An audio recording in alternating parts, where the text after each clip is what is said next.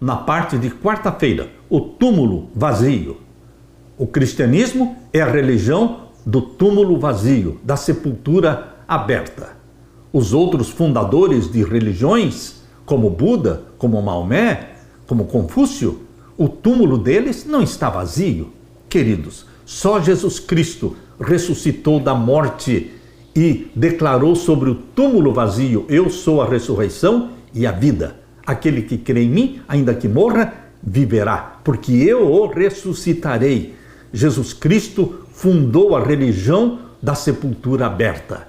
Imaginem só, se o último capítulo na história do cristianismo fosse o túmulo de José de Arimateia, onde Jesus Cristo estava ali sepultado, preso, sem vida. Queridos, o cristianismo não podia terminar em morte. O último capítulo da vida de Jesus na terra não é o túmulo selado com uma pedra romana. Não.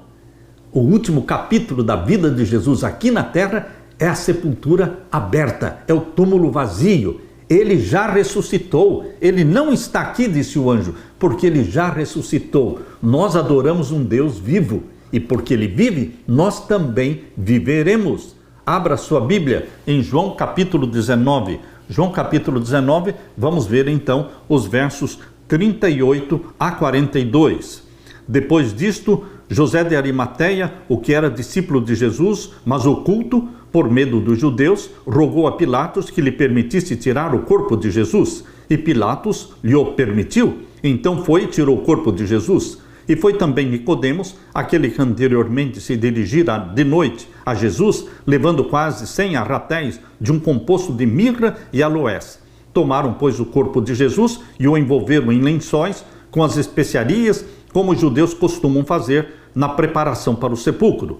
E havia um horto naquele lugar onde fora crucificado, e no horto um sepulcro novo, em que ainda ninguém havia sido posto. Ali, pois, por causa da preparação dos judeus, e por estar perto aquele sepulcro, puseram Jesus. E no primeiro dia da semana, Maria Madalena foi ao sepulcro de madrugada, sendo ainda escuro, e viu a pedra tirada do sepulcro.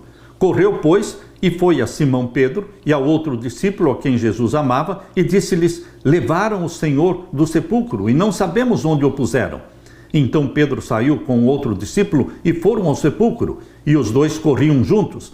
Mas o outro discípulo correu mais apressadamente do que Pedro e chegou primeiro ao sepulcro. E abaixando-se, viu no chão os lençóis, todavia não entrou. Chegou, pois, Simão Pedro, que o seguia, e entrou no sepulcro e viu no chão os lençóis. E que o lenço que tinha estado sobre a sua cabeça não estava com os lençóis, mas enrolado num lugar à parte.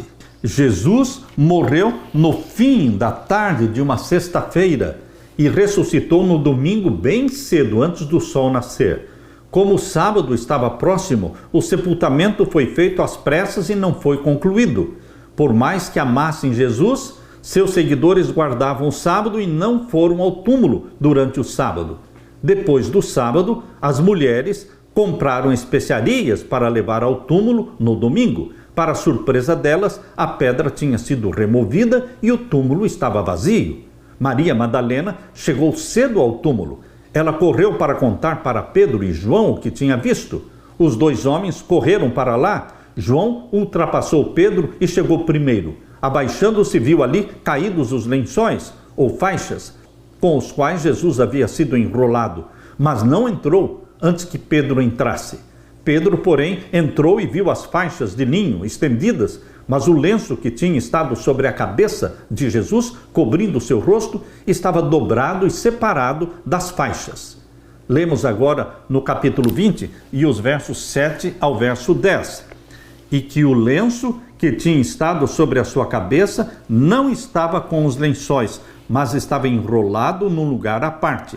Então entrou também o outro discípulo, que é João, que chegara primeiro ao sepulcro e viu e creu, porque ainda não sabiam a Escritura que era necessário que ressuscitasse dos mortos. Tornaram, pois, os discípulos para casa. Meu querido irmão, João entrou, viu e creu. Por que ver as faixas e o lenço separados e dobrado levaria João a crer que Jesus havia ressuscitado dentre os mortos? Para responder a essa pergunta, é necessário refletir por que o túmulo estaria vazio. A resposta mais natural seria a ação de ladrões de túmulos. Mas essa explicação não pode ser aceita por 3 razões. Primeira, o túmulo estava guardado por uma escolta, tornando inviável o roubo. Segunda razão, ladrões de túmulos normalmente roubam objetos de valor, não corpos em decomposição. E a terceira razão, ladrões de túmulos costumam agir com pressa e não se preocupam em dobrar as vestes funerárias. Não é de admirar que quando João viu o lenço dobrado, creu que Jesus havia ressuscitado. Meu querido irmão, a minha alegria e o meu regozijo é que o último capítulo da história do cristianismo não termina em morte e em túmulo, mas em ressurreição e em vida. Jesus Cristo vive para sempre e Ele vai cumprir a promessa de voltar a esta terra. Aquela promessa que Ele fez em João 14, 1-3. Voltarei outra vez e vos levarei para mim mesmo, para que onde eu estiver, vós também estejais. Alegre-se no Deus que vive e que voltará para nos buscar, porque somos propriedade dele, comprados sim, pelo ouro do sangue de Jesus e a prata das suas lágrimas. Aleluia!